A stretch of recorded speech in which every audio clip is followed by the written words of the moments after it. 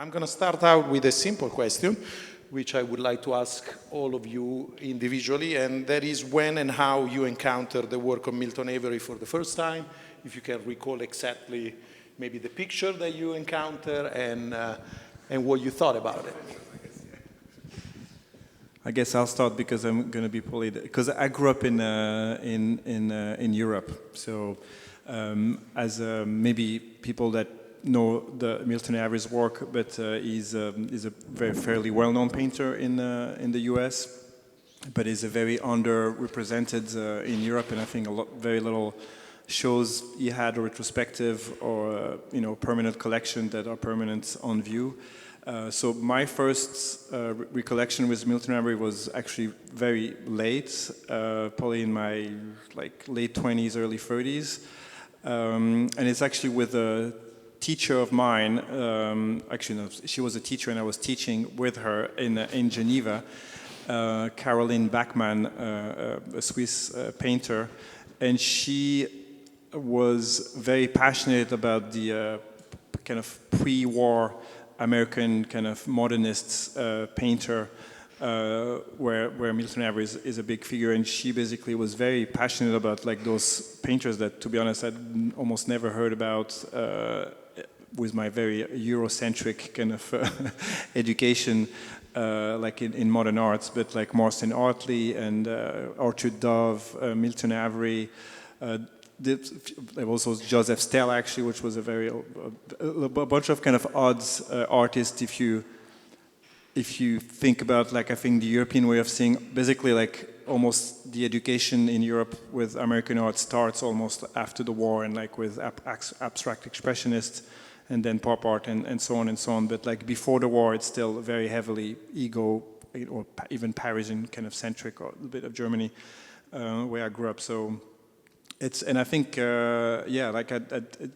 she showed me the work, and since then I think I was really struck by lightning almost. I was because I'd never seen anything like that, and I thought it very strange at first.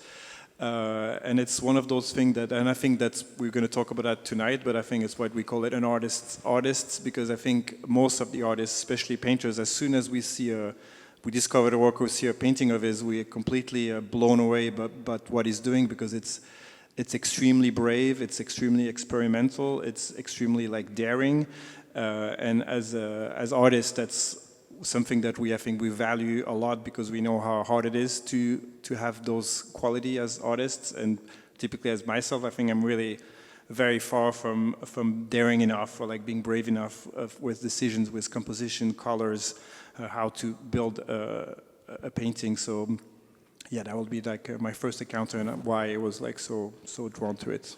Yours going to be a very different one. Yes. Can I, before you answer, there are still some seats in the front if the standing crowd wants to sit, unless you are deciding whether you want to stay or not. Anyway, sorry, I didn't want it. All right, so for me, I was trying to think about this, because we got a peek at the questions beforehand. Don't say. So I was trying to think when how far back I can remember seeing a painting in the house. And well, you want to reveal your relationship to the painter? Oh, okay. So Milton Avery's my grandfather, and I've grown up with them on the walls of my house, with my mother's paintings, my grandmother's paintings, my father's photography. So there was always a lot of work on the walls. But I'm trying to think about a painting that sort of hit me and made me really think about it. And there was one that was, for decades, it was hanging in the living room, and it's a large portrait of my mother, and it's actually on view in Malta right now with some of your paintings. Yeah. And I don't, it's like you look at a painting for years in your home and you don't really see it, and then one day I was like, that painting's all brown. It's just 5 colors of brown and yellow.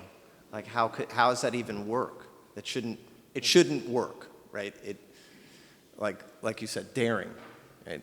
And I don't know, it just one day I was just like, that's insane. Like, what, you know? And then I went back to my life. I don't know. It's like, and then actually a few years ago, the painting had to get unframed. And I'd never seen the edge of it before. But, you know, I'm like, literally, I pulled the frame off myself, and I'm looking at the edge of the painting. And I realized that he'd changed almost every single color in the painting to get to 5 browns and yellow. And I was like, and then I was sort of like, okay, now my mind's really blown, because the figure skin used to be turquoise, it turned mustard, and everything shifted. And I was like, okay, yeah, need to be more brave, basically. Thank you. Sanya? Oh, that's very loud. It's fascinating to me, yeah, this idea of growing up with these paintings. I was just thinking about that because, you know, I remember like succinctly growing up with certain motifs, like a particular kind of wallpaper. I grew up in the Soviet Union, so my grandparents had this like wallpaper and these curtains, and I remember I still think about those curtains, for example, because it's like when we're little and we try to distinguish a shape, like is that a tree, is that a cloud, you know? And I feel like one of the things I love so much about Milton Avery's work is it's sort of like a reverie in that ambiguity of shape and in a kind of distillation of like how little you need to communicate a kind of feeling of something or a sense of something. And of course, color. You know, he's just an astounding colorist, and it's all very relational, just like these little things you grow up with, like a little corner, like a yellow in a corner changes a blue in another corner, etc. When did I see his work for the first time? I'm not really sure, honestly. It's like I feel like I grew up with it too, in a way. I guess in art school at RISD, it was already like well in my consciousness. I think he was a really beloved figure in New England kind of art legacy. I asked you like what the beaches feel very Rhode Island to me, and you did say there was, yeah, one. Gloucester. Yeah, Gloucester, yeah. Close enough. Close enough, yeah. Well, New England, you know, and there is that kind of a feeling of summering. So I don't know when I saw his work for the first time, but I feel like I've known it for a long time, and its role in my life changed. Like, it's funny, I came back to it at various intervals in my own practice and in my life, and the most important, I think, moment for me was coming back to it when I really started to challenge myself with color, because I think when I first started showing my work, it was fairly monochromatic, and I was very afraid of color in a way, and sort of stayed in these very safe parameters. And I always look to him like in a granular way for decision making that has to do with color, because somehow he manages to, you know, his palettes are, on one hand, they have a logic, and the logic is seemingly discernible, and then that logic is kind of aggressively interrupted or violated almost systematically in every single canvas. And like, for example, like one of the first paintings I saw when I saw the show earlier is the portrait there, which is kind of these maroon kind of like rotten raspberry colors, and then these like hyper electric teal like whites of the eyes, which is just a psychotic decision. Like, I would never be able to make that decision intuitively. And I think I've sort of gleaned his intuition and kind of piggybacked on just trying to kind of over-identify with the way that he thinks about color. So yeah, so I don't really know when that started exactly, my relationship with the work, but it's been in the back of my mind and in the front of my mind for many, many years. Would you say, I mean, I think you alluded to it, is there anything specific that you think you learned from him? I also don't know if as a painter you recognize specific teachings to specific artists, but... Well, I think with him, you know, Albers, of course, is like the color kind of, the sort of scientist, right, who presented color as relational and taught at Yale, and there's so much Albers, so much of these lessons in Avery. But I think, and of course you have, you know, Vuillard and you have Bernard and you have these incredible Nabi colorists who he's clearly informed by tremendously, especially Vuillard, you know. But the thing that I learned, I think, from him, or the thing that I keep learning from him rather, is just to kind of, you know, a hard right, and like a hard right that somehow you know, there's so many moments that are like almost antagonistic. You know, it's like when in one of your questions you used the word quiet. Like to me, like the paintings are not quiet at all. They have quiet subject matter often, such as like people on a beach or a person in a chair, but the subject matter is secondary to the kind of electric, almost antagonistic tension in the palette. And for me, that's that sort of violation of one's own expectations of oneself. Like I can tell that he has this anxiety about, you know, constantly surprising himself, and that's what drives the work, and that's what gives it such incredible gravity. There's never a complacency, even though we see images of comfort. There's a kind of like a extremely generative discomfort in his constant kind of pushing against the form.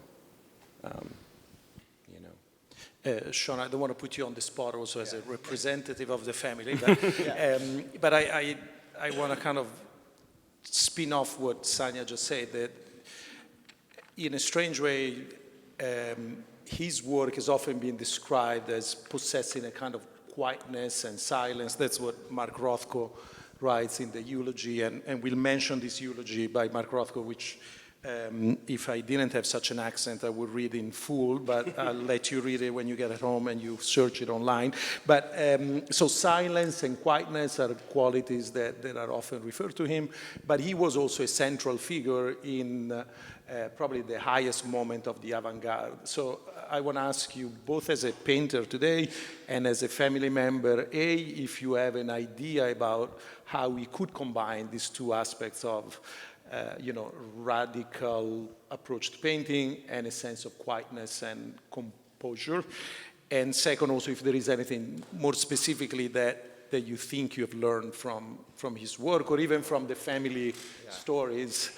Yeah, I think probably work ethic is the best thing for me that I take from it. You know, I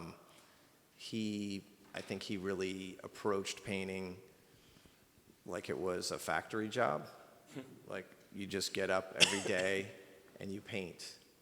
And it doesn't. Also for somebody who had held many factory right, jobs, he'd had it must have been a luxury he'd had a go bunch and of paint, not very fun jobs, right?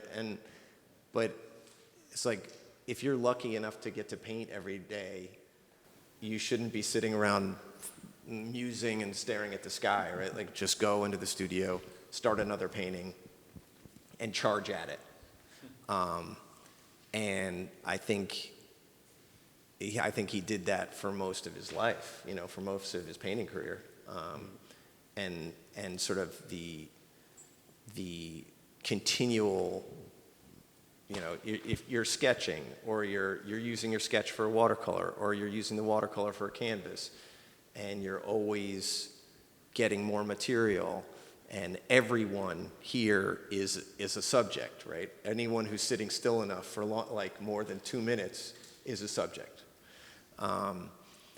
And that is like, you know, to me, like, you know, just you know, nothing's worse than having a blank canvas on the easel, right? As long as you can get some lines on it and you're starting, then you're okay, right?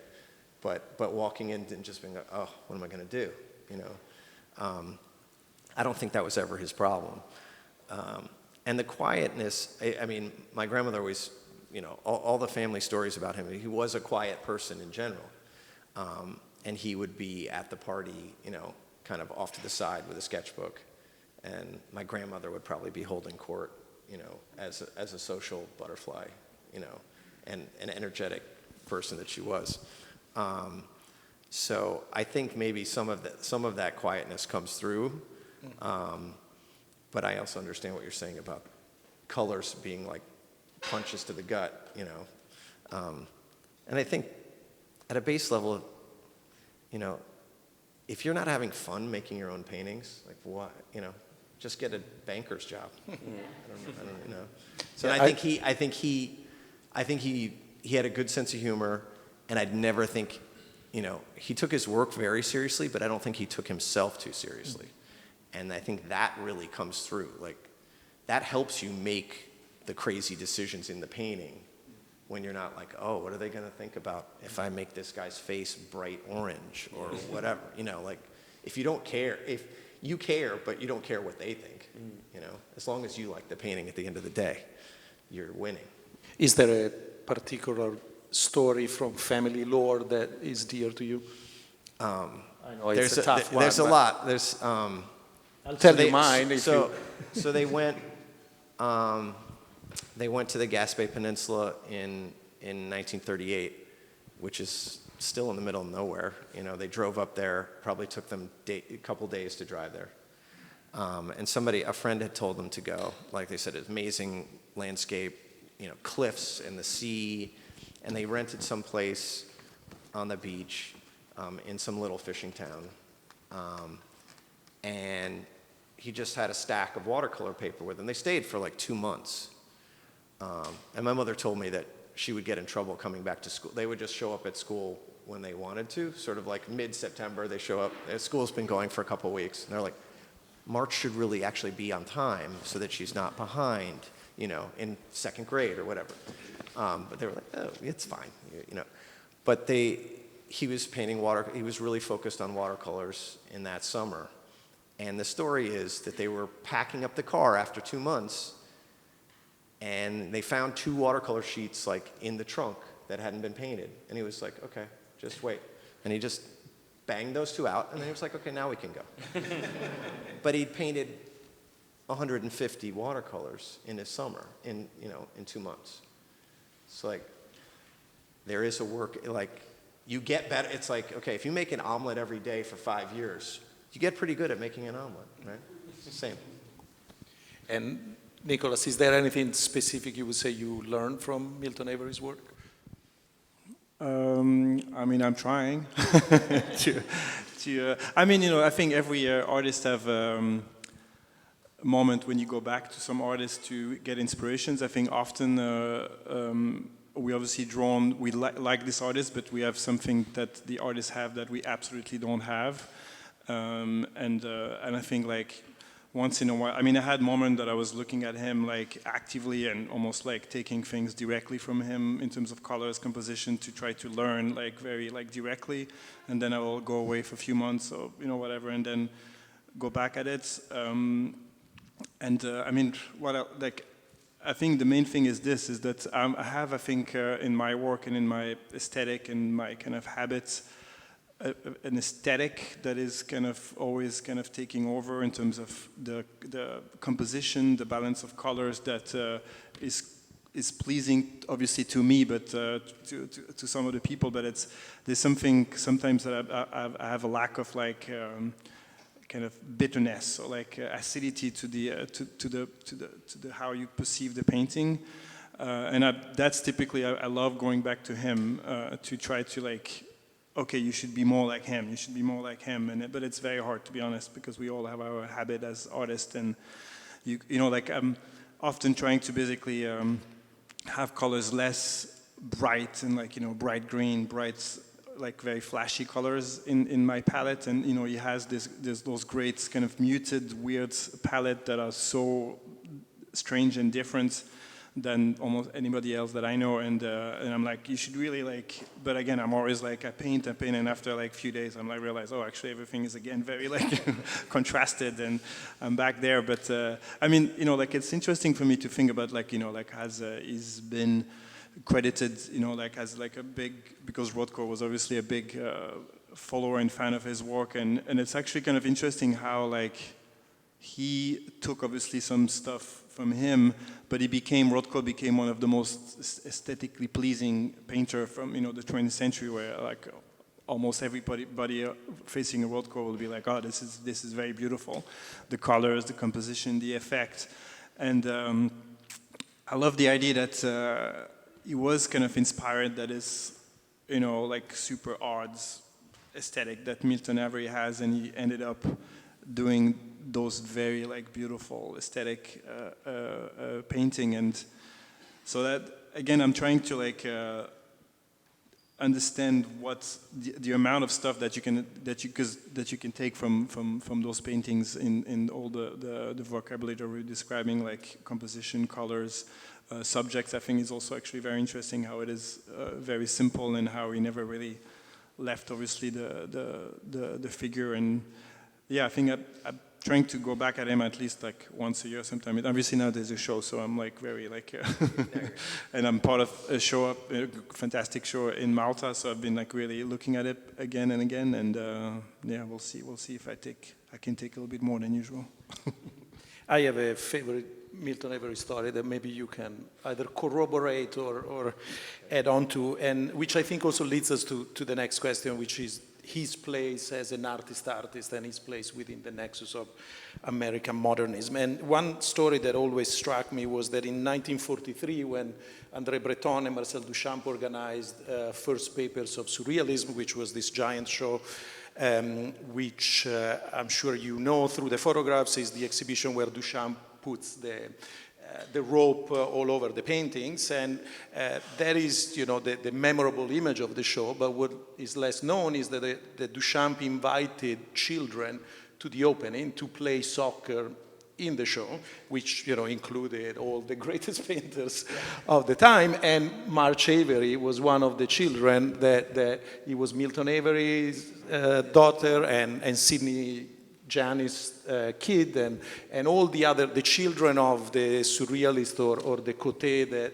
gravitated around the surrealists were invited to play soccer in that exhibition, which I'm sure the insurance, they were probably not insured anyway, but the insurance company would have been happy about. First of all, I was curious if March ever told you. I've never heard that before. Yeah, it's in the biography of Duchamp. I'll ask her tomorrow. Yeah, I'm going to see her tomorrow. Please do. Like, were you playing 1943, soccer? yeah. Okay. Well, they had a ball. I don't know if it was exactly soccer, but they were throwing the ball around. But that's to say also how he was very much immersed at the center of the New York art world at the time. I mean, Mark Rothko and Gottlieb and Barnett Newman were friends. And I don't know if at that time Gorky was dead already, but they must have been friendly to, as much as one could be friendly with Gorky, probably. The question is, it was such a unique position of, again, being a participant in the center of the art world, but also somewhat of an observant. And many people talk about also how he would sit around and sketch. One of his quotes, whether it's spurious or not, is why talk when you can paint? So that's another image of a very taciturn man in the room.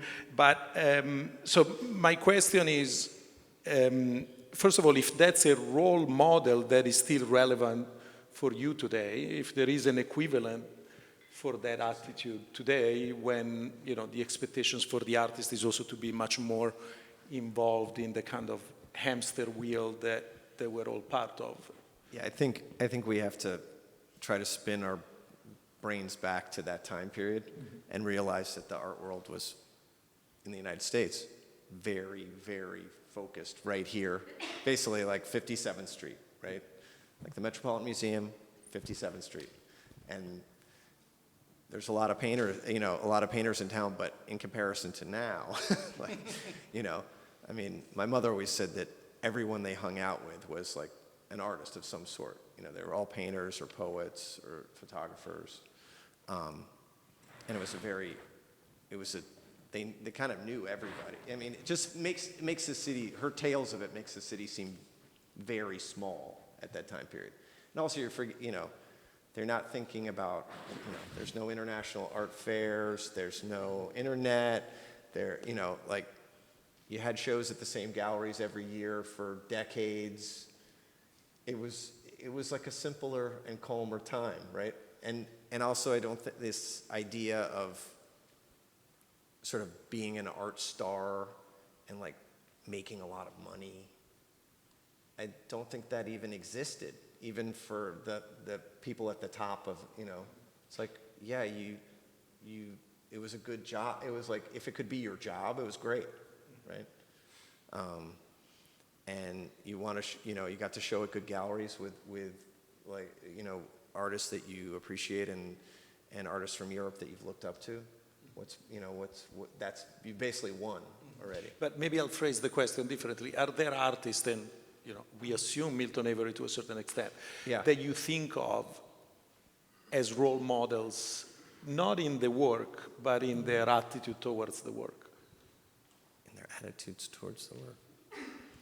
I mean, I think towards life. Yeah, I mean, I think they were absorbing everything in this, in the city at the time. Really, they're going to opening, gallery shows every Saturday.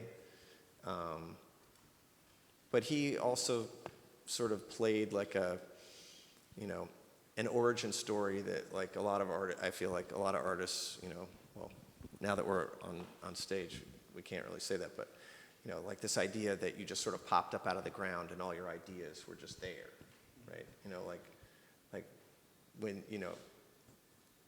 if you asked him, he wouldn't say, oh, I just saw a great Matisse last week and that's why I'm painting this, this figure's such a hot red or whatever, I think that, I think he had a very sort of, sort of Yankee ingenuity, like, I just make this stuff, and obviously he was looking at everything that was coming through the city, but I don't know if he would exactly, like, I don't know where he would put the credit, I don't know. That doesn't really answer your question. Well, but I think like there's another character like in American artistry, this guy Louis Alzheimer's. That became, I mean, he was actually known at some point. He was basically earlier than Milton Avery, like the few kind of decades before him, in late 19th, early 20th century kind of painter, but a very, very odd painter too. That also had some success at some point in his life. But Marcel Duchamp at some point said that was his favorite painter. And he's still very much an artist, and a lot of artists collect him or loves him. And Milton Avery painted him, and he kind of. I think we have a couple of his pieces in the house somewhere. There you go, and I found it really fascinating that Milton Avery clearly, like, because I mean, you've obviously painted few artists as portrait, but he decided to paint in him. There was obviously, he knew a lot of artists. And at that point, when he paints him, Louis Alzheimer's is basically like kind of dying alone in New York, and nobody cares about him at all. Like he had like maybe a little decade of success, like decades before that. And Milton Avery like completely sees something really kind of original, extraordinary. And it just makes me believe that Milton Avery was also aware that his position in the art world, by painting a personality like Louis Alzheimer's, I mean, he knew Duchamp. I think he was aware that his position in the art world was also a little bit of a kind of, I mean, it will be hard to describe it. I mean, we keep going to this artist, but I guess it's a type of artist that, first of all, every artist loves to be. And, that usually the art market doesn't love, and that's like very specific people love. And again, I found it like really incredible that he made that connection, and that connection exists in a painting, and it's amazing. I don't know who has this portrait actually, if it's in a museum or something, but I will like. I know what you're talking about. Yeah, it's like a green portrait of Louis Alzheimer's. And his stuff is really weird. Yeah, his stuff is really crazy. Yeah. He painted tons of painting, and again, I found about this kind of, because we think about him as an influence of other artists, and a lot of them became those icons and much more like appreciated, very easily appreciated. Of the figure of Rothko is always into mind. But also when we think about his influence, we think about Matisse. Also, Matisse is obviously like from a very early time is a very like appreciated artist, and still to this date. You will put a Matisse in a room like that, people will be like, oh, the Matisse is prettier. Look, the colors are like a little bit like more easy or whatever. So I like the idea that Alzheimer's is a big influence on Milton Avery, not for the colors of the subject, but for the type of artist that you like, those kind of strange artist characters that see and feel something different as the personality of being an artist, but also when they paint, which is again extremely inspiring for artists like me that are, I guess, more on the Matisse or Rothko side. And Sanya, do you have any feeling? Another, wonderful line in the Rothko eulogy is how he contrasts Milton Avery with the generation which was his own, which was a generation, Rothko said, that thought they could only be heard through clamor, force, and shrew of power. No? So he's saying basically there is a generation that is so loud, and he's obviously alluding to himself and Pollock, and in a loud New York, and Avery finds this place of quietness. And is that a position also one can occupy today in New York, you think? Or is that too tough of a question? No, it's an interesting question. I mean, I think for me, there's a kind of,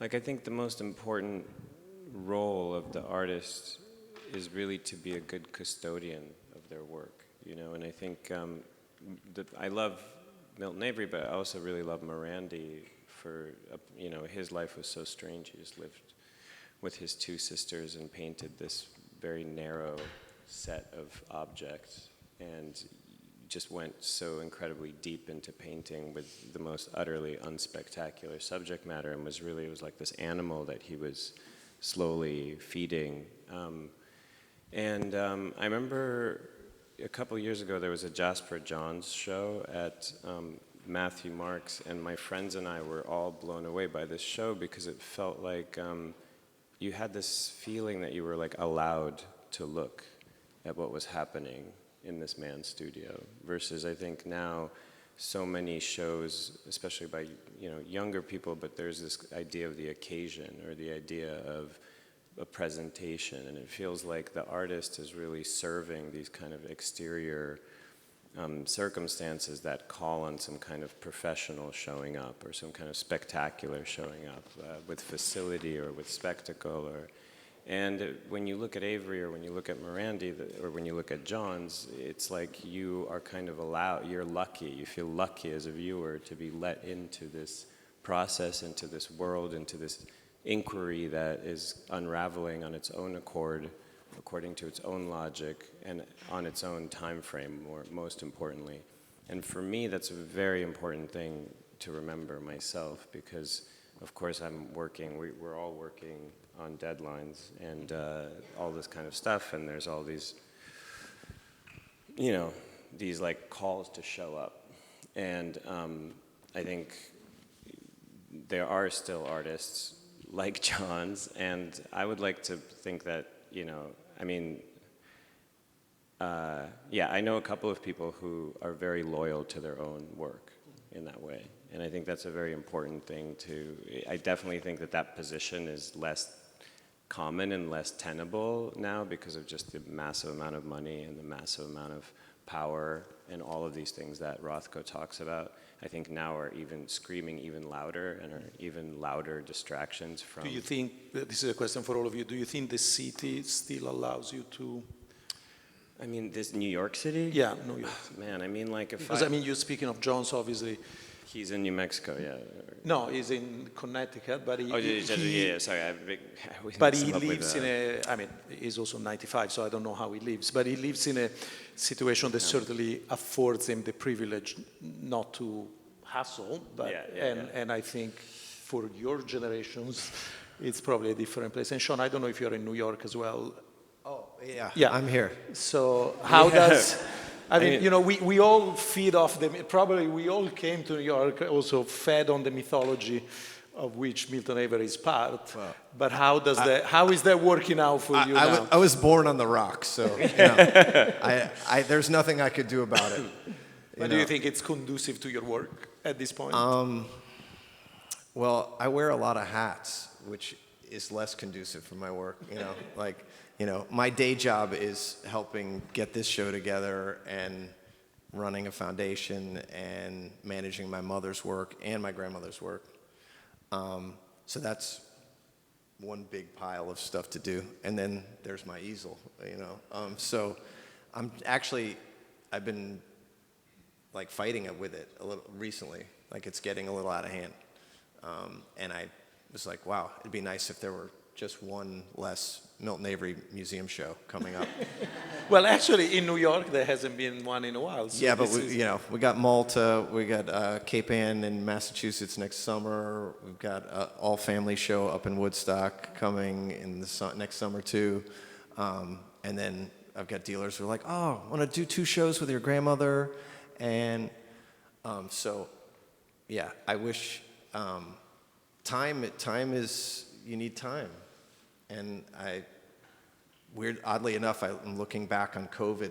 I keep thinking about COVID now, and I was like, I just went to the studio for like 60 days in a row, and no one called me. Yeah, but when you miss a pandemic, it means it kind of sucks. Yes, yes. Yeah, luckily, like, my mom didn't get sick and die, right? So, yes, but I was hiding upstate, and I just painted every day or went walking in the woods, and I was like, this is pretty good.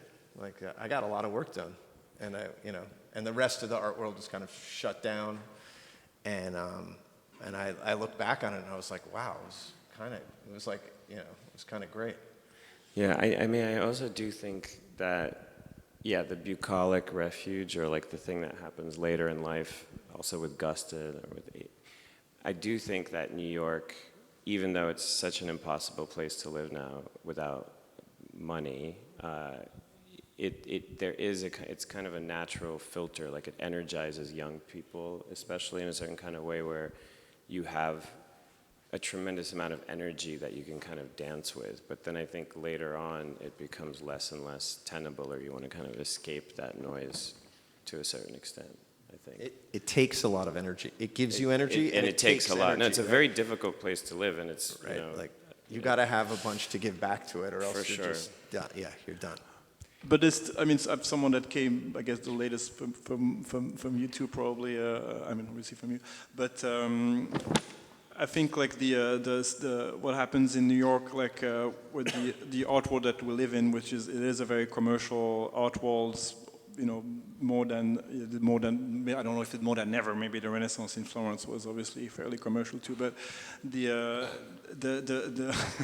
New York is like still the center of that specific art world. There's a lot of different art worlds, but the art world of this type of galleries, this type of artists that are very kind of connected, and that talks about the global kind of scene of people like transferring ideas and shows and trends, and it's still like here that you will see and be able to meet the most people by far in the world. So I think it's a lot, but it's also like it's still, I think, a great place to meet like tons of curators, tons of like artists, tons of collectors, tons of galleries. I mean, also sees in a type of art, I would say, because of the commerciality of the scene here. Like, but if you're a painter, for example, it's not bad, because it's very heavily painting in New York because of the commercial aspect of it.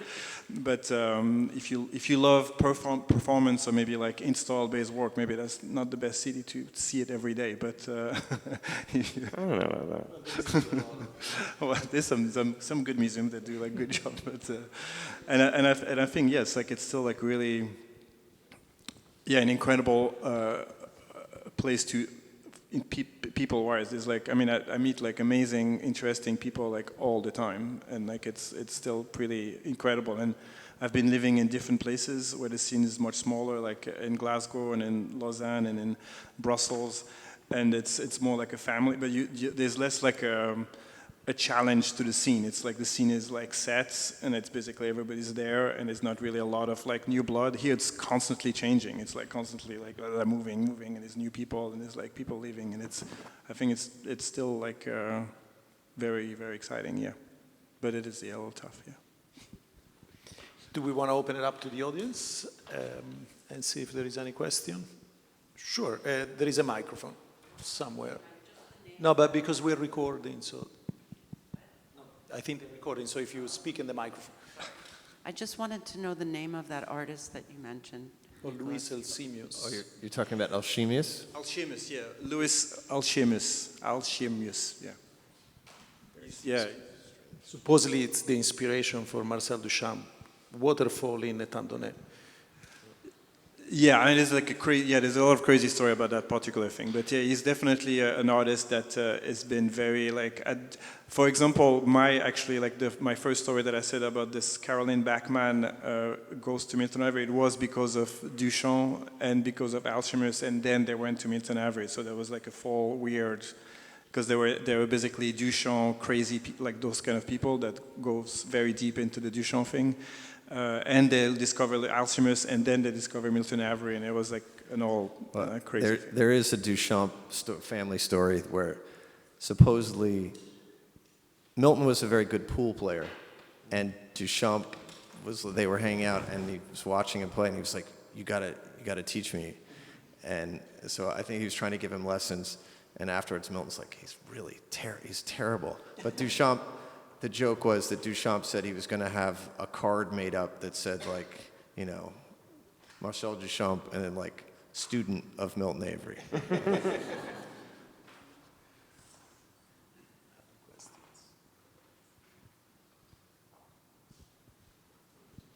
Hello.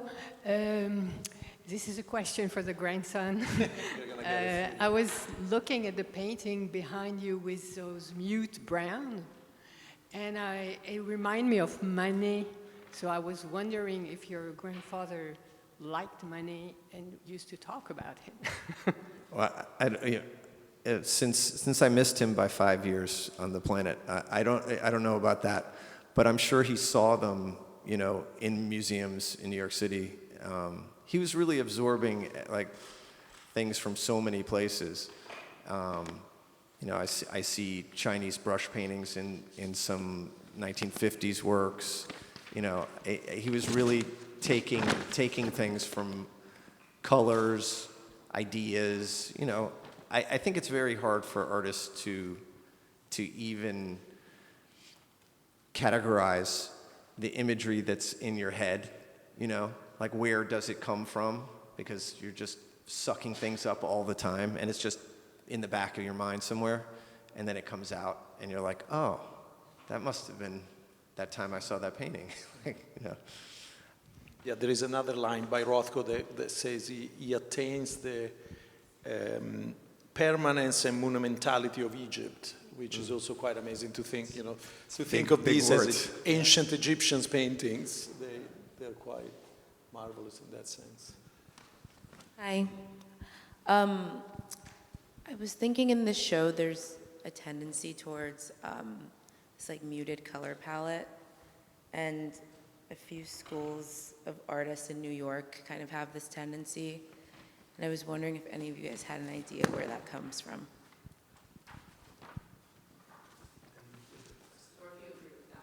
There's a tendency towards a muted color palette in the paintings and today. I'd say that early on in the first room, some of those muted colors come from the fact that he's overpainting a canvas. There's another painting underneath that canvas.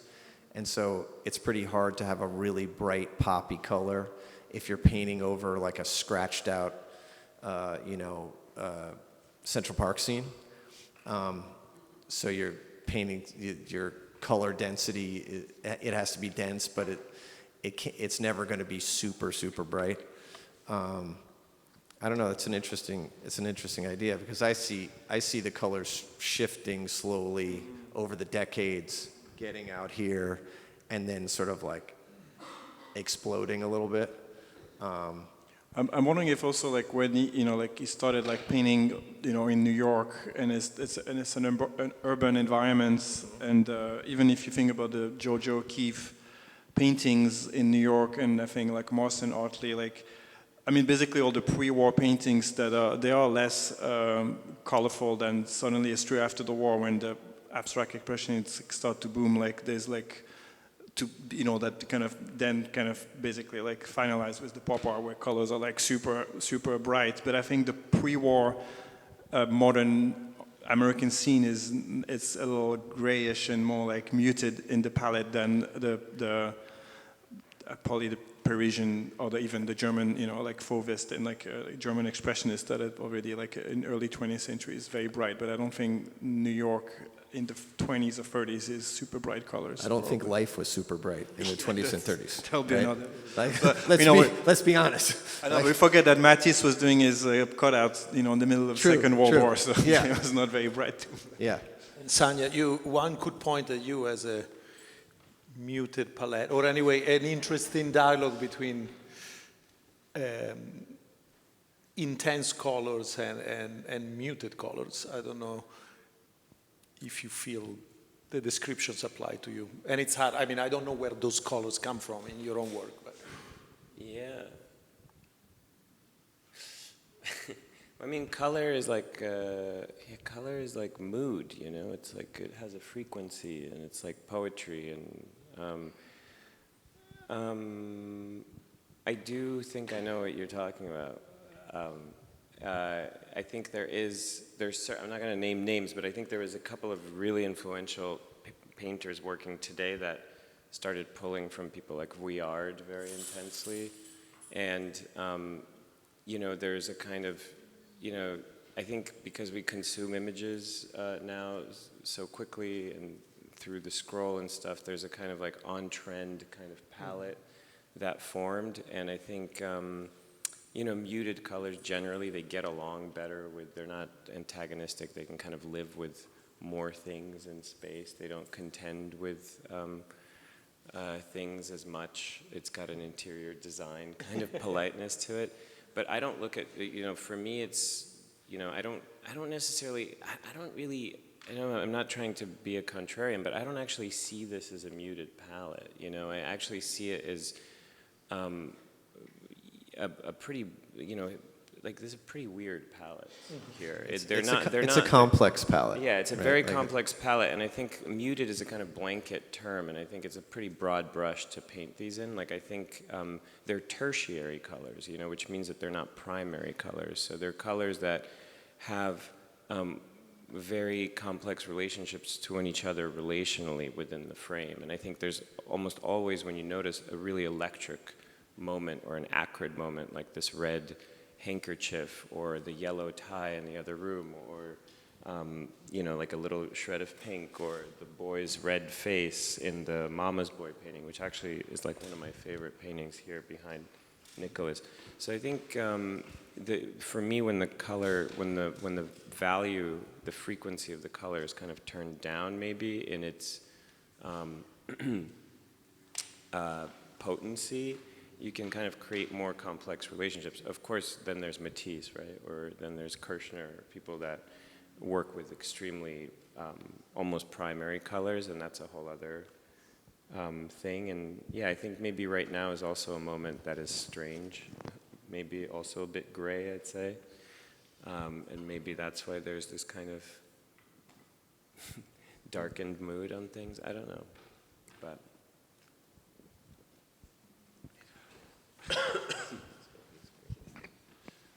Yeah, hello. I'm curious who you all think of as the artists of our moment. I didn't understand the question. Who's the artist of today? Oh. You mean like a living kind of, like artists that... Not a painter, I would say. That's tough. Think about that for a minute. I mean, I will say something that's, nobody's going to agree with me, but I think I will say someone that really wants to be an artist, and that is very well known and is a current painter, but is a very good artist, obviously. But I think Peter Doig, in his like last 15 years, has been very like.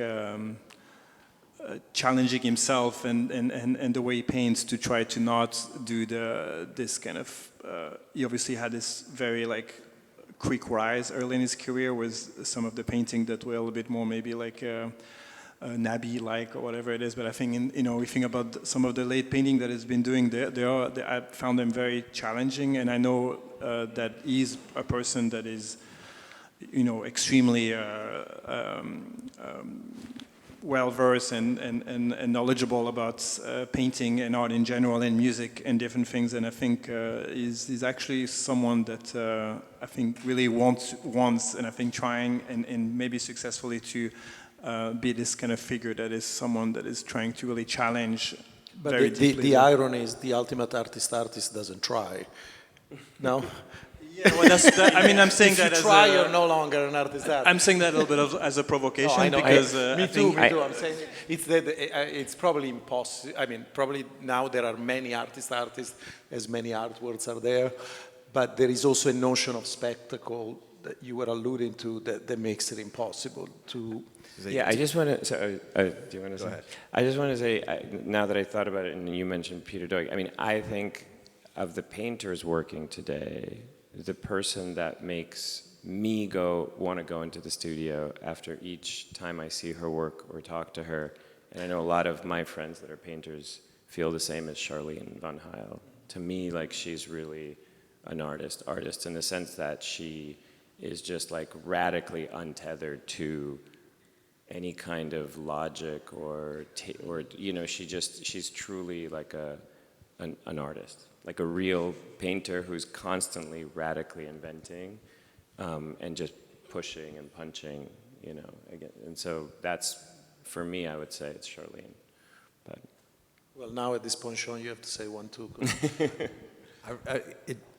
I feel like I live in the past because I don't actually hang out with a ton of painters. Milton Avery. Yeah, I mean, I'm surrounded by art all the time, but I'm like looking at my mom's stuff in the racks. So, yeah, most of my motivations come from you know, opening a flat file that has like 200 monotypes in it of my mother's and going, okay, fair enough. I need to, that's so cool. Like I need to get back to work now. You know, like, what am I doing? Yeah. What a gift. It's definitely the best thing is, like, I feel like I learn more about all their work all the time, right? Like, I've got somebody helping me do inventory for the first time on my mom's work, and she was just going through these flat files, and she's like at 1,200 works or something right now, and she's just like, oh, look at this, you know, this is from 1971, and I'm like, oh my God, like I've never seen that before. It's just been hiding in there. It's like, yeah. So, cool. So it's, yeah, that's, I don't know. I'm living in the past. Other questions? I have a question for the painters. I was wondering if Milton Avery's paintings impart any lessons on perspectives, specifically maybe figure and ground. And then I guess another question is, I wonder if it helps you think about kind of the idea of a figure painter. You hear that so much now, and I wonder, this is something that, you know, for Sean, maybe he even identified himself as, and yeah, in a general sense, what it means now to be a figure painter and doing figure paintings. I'm not really a figurative painter. I paint mostly, you know, natural world stuff. You know, lichen on a boulder or like a crumbling tree trunk. So I don't paint a lot of figures. Maybe I'm intimidated by everybody else in the family painting figures all the time. But yeah, I think Milton would like the whole family. They paint anything that's in front of them, right? It doesn't matter. Like this table. That could be a Milton Avery right there, right? It wouldn't end up that color, but it'd be, like the simplest scene is a painting, right? As long as you see it. And I think, yeah, I mean, that goes to your idea of ground and perspective and stuff like that. And that's definitely a lesson. Like, it doesn't have to be real for it to make sense still, you know? Like the woman with the green stockings. Well, obviously the chair had arms, right? But you don't need to put them in. She's still sitting the way she's still sitting in a Do you know chair. if he worked from drawings? I know he sketched Oh, yeah. a lot, but there's sketches for everything. But so they are one-to-one preparatory drawings? I wouldn't say that, but the sketches are the sparks of the ideas for the work, right?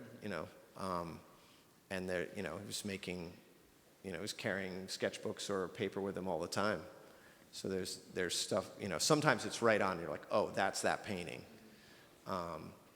And sometimes, I don't know, there'll be even late, early on I was always thinking, oh, in the 30s he had no money, he had this paper, and so that's why he did 8 sketches on this one sheet of like bond paper, the little tiny like thumbnail sketches.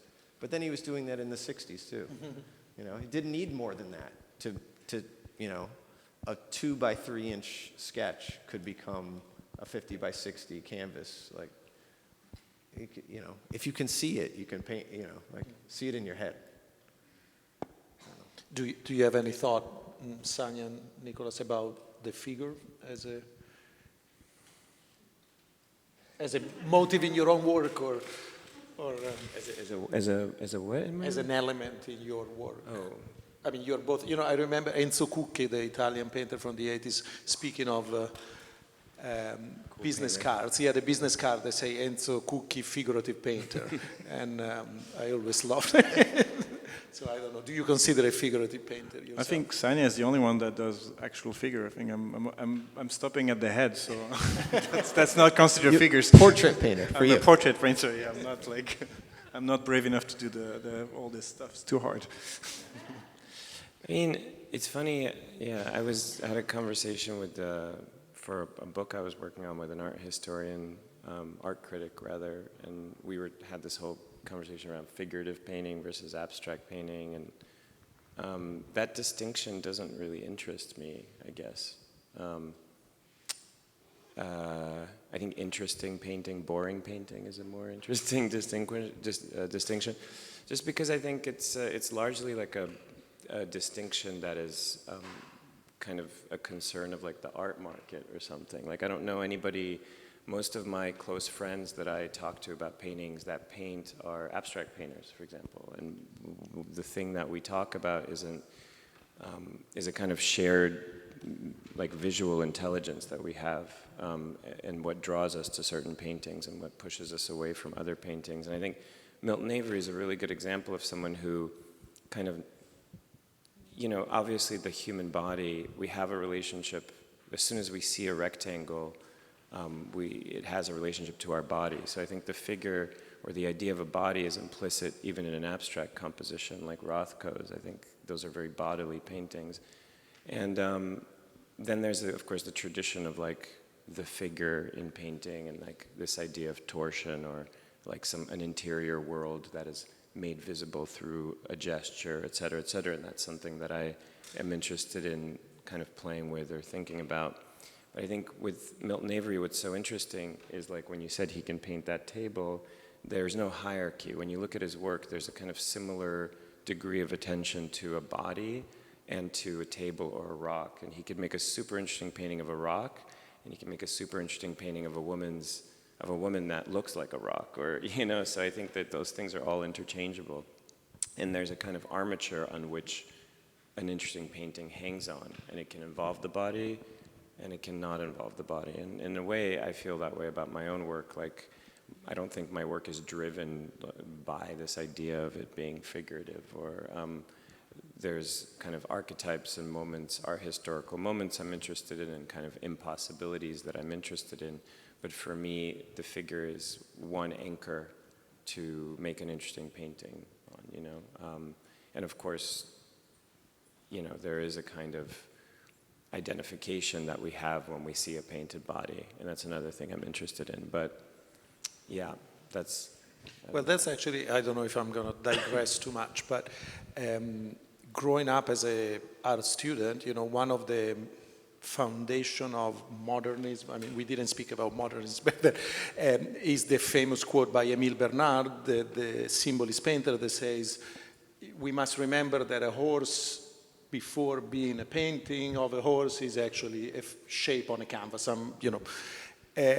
Today, we don't see the shape on the canvas. You know, we often see that whatever is represented is the story of the subject, is the race of the subject, and so on. So we, you know, we have come a kind of full circle from the foundation of modern painting being a disposition of forms on a canvas, and now we only see the figure, we only see the subject. So I don't have a question there, but I think it's a very interesting shift, which has also changed the way we talk about art. You know, and that's maybe an amazing lesson from Avery. You know, we look at paintings now in a kind of transitive manner. We look at the painting because it will take us somewhere.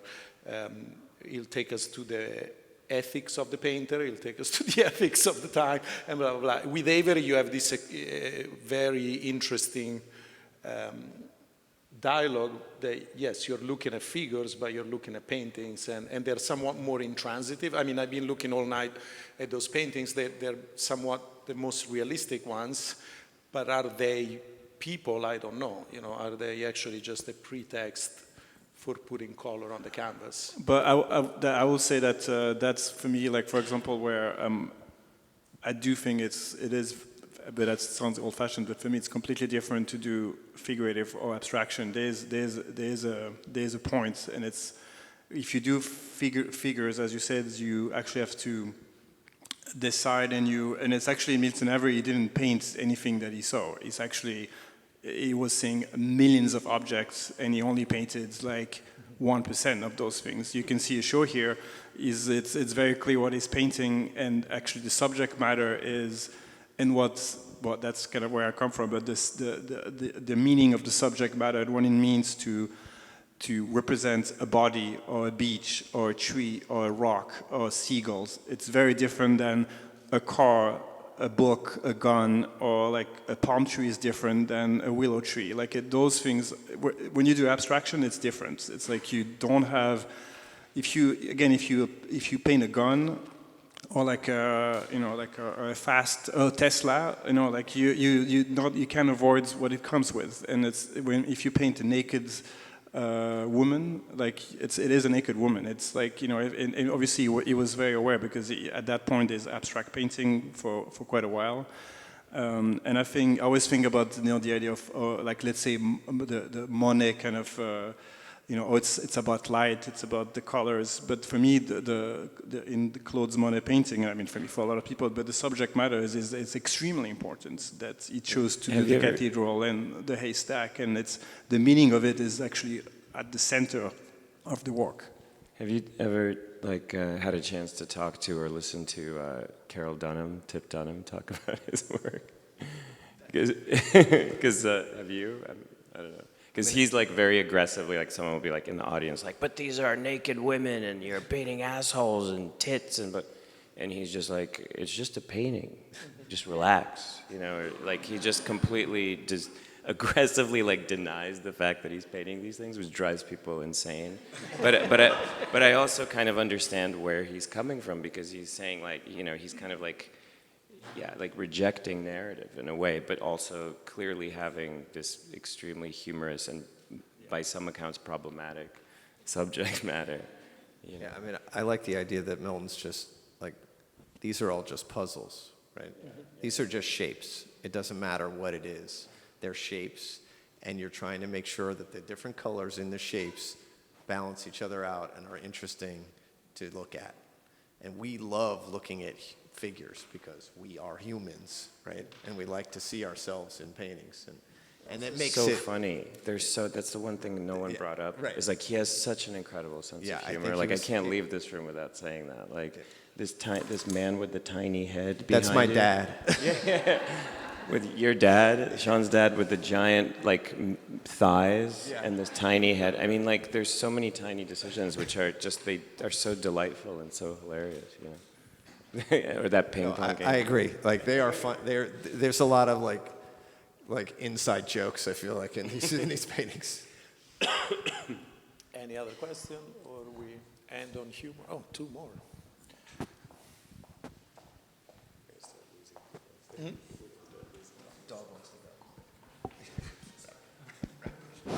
Hello. Hi. I have question for the artist. Every spaces are often flattened and lacking a sense of perspective, yet they possess like a powerful serving order. And how do you guys like approach flat space in your own work, and has Avery influenced your approach to spatial construction? I mean, yeah. I mean, it's in terms of the like a long tradition of representing space and how like you know, the space of the canvas is obviously flat as an object, and how you know, I mean, it's obviously a big subject, how you like, you know, describe volumes and perspective with shapes and values and colors, and there's, you know, there's a lot of examples and a lot of things has been, and is obviously a very interesting painter that use flatness as a way to represent space, and I think, yeah, he's definitely a great inspiration, I think, for people that are interested in representing a three-dimensional space, because at the end of the day, because it's a figure, your eyes directly see, oh, that's the sea, that's the rocks, that's a room, but it is completely like made out of very simplified kind of shapes, and there's almost no shadows or values, and is tremendously successful at those visual strategy to basically evoke a space, a visual space, a three-dimensional space with a very like rudimentary kind of like, you know, set of tools. Basically, it's not a Renaissance kind of architectural painting. I was going to say I paint fairly realistically, so there is a lot of depth in my painting, but I think about it like with these, like colors are different temperatures, and the colors are giving you depth, even if the drafting is like super simplified, and there's not a lot of detail and there's no shadow. Somehow, like the choices made of the background and the floor and the ground are helping your mind, like your eye, see it, right? And it's just been stripped down. Sanya, you want to put the word end to this, or you already dropped the mic?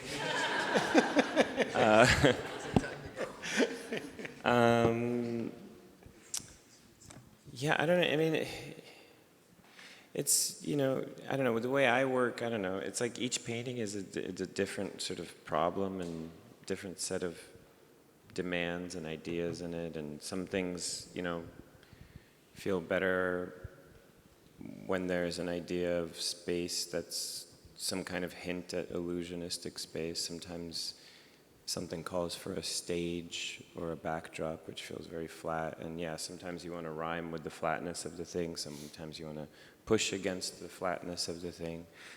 Door, wall, wall, window, you know, that whole paradigm. You know, there's a lot, it's a huge question. It's, you know, in a way you can talk about this all day, but I don't sort of, maybe that's something I really take away from Milton Avery is I always try to surprise myself. I never really have any set of parameters or characteristics that I abide by, you know, so flatness interests me just as much as illusion, you know. Well, that's a good ending. I guess the moral is surprise yourself. Yes. Thank you so much. Thank you, guys.